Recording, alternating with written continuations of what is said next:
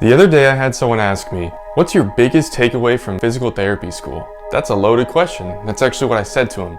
So then he said, okay, well, while you think about this, let me ask you maybe a different question.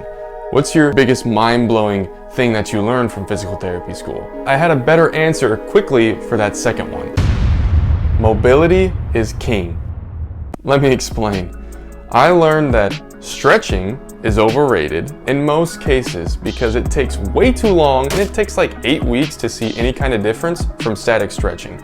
Now, mobility training, which is more of an active range of motion types of exercises, those can make differences fast. I'm talking like in that single session kind of fast. I was a college athlete. I played baseball in college. I was lifting weights 5 to 6 times a week, trying to put on as much muscle as I could, doing plyometric training. I was doing my specific sport training, but my low back always hurt, my hips were always tight, and I just thought that that was genetics or the way that I was. Once I graduated and went to physical therapy school, I learned about mobility training. So I started doing that on my own, and I kid you not, it took me about 2 weeks of doing it consistently to where my low back pain and my hip pain just went away. I got more athletic then than I was in college.